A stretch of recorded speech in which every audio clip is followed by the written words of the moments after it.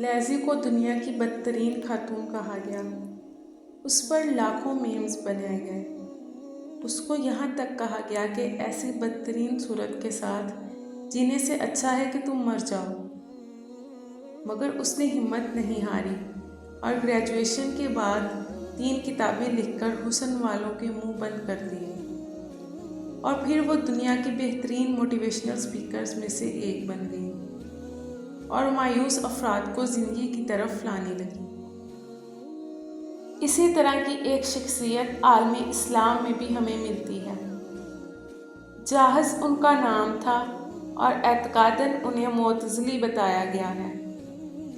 وہ انتہائی بدصورت انسان تھے، مگر انتہائی ذہین بھی تھے۔ جتنا انہیں بدصورت بتایا گیا ہے، وہ اس سے کہیں زیادہ عظیم عالم بھی تھے۔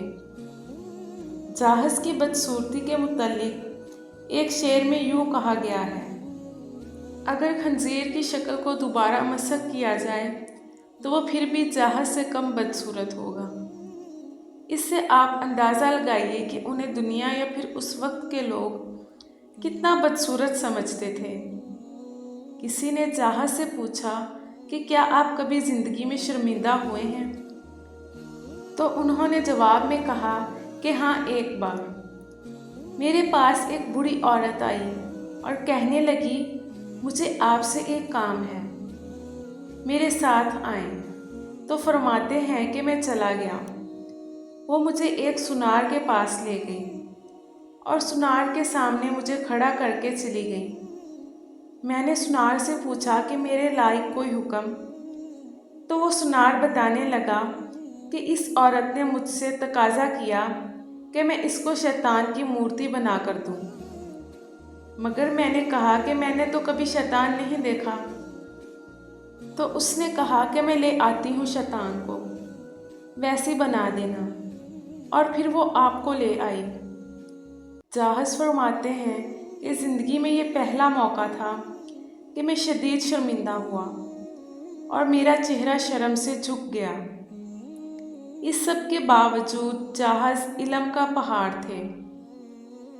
جہاں کہیں علوم اسلامیہ میں بلاغت کا ذکر ہوتا ہے تو جاحظ ایک ستون کی مانند کھڑے نظر آتے ہیں، مگر انہوں نے کبھی بھی اپنی بدصورتی کو حصول علم اور بڑا انسان بننے میں رکاوٹ نہیں بننے دیا۔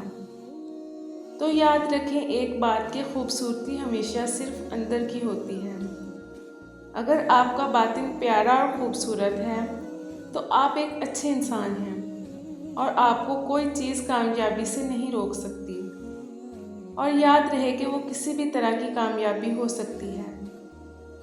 جس طرح لیزی اور جاحظ نے اپنے اندر کی خوبصورتی کو مرنے نہیں دیا اور دنیا میں اپنا نام چھوڑ دیا، ایسے ہی آپ بھی اپنے اندر کی اچھائی پر یقین رکھیں اور دنیا کا نظریہ بدل کر رکھ دیں کہ کامیابی اور وقت ان لوگوں کی ہے جو ظاہر حسن رکھتے ہیں، اپنے علم سے، اپنی محنت سے اور جتنا آپ سے ہو سکتا ہے، اسی کامیابی سے دنیا کو بتائیں کہ آپ بھی خوبصورت ہیں، مگر ان کے پاس دیکھنے والی آنکھیں نہیں ہیں۔ اب ذرا آپ غور کریں کہ اللہ تعالیٰ قرآن پاک میں کیا فرماتے ہیں۔ ہم نے انسان کو اچھی صورت میں پیدا کیا ہے، تو آپ ذرا سوچئے کہ اچھی صورت سے کیا مراد ہے؟ کیا اللہ تعالیٰ حسن کی بات کر رہے ہیں؟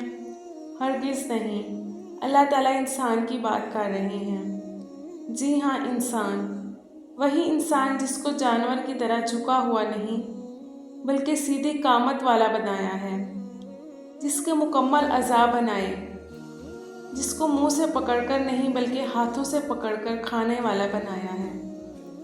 تو جب اللہ تعالیٰ نے فرما دیا ہے کہ ہم نے ہر انسان کو اچھی صورت میں بنایا ہے، تو پھر آپ کیسے حسن کے نام پر اپنی توہین کر رہے ہیں؟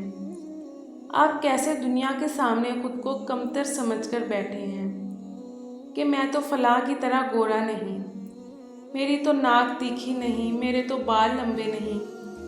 یہ سب کچھ ہماری سوچوں اور ذہنیت کا فطور ہے، وگرنہ ہر انسان چاہے وہ کالا ہو یا قد کا چھوٹا، ہر کوئی پیارا ہے۔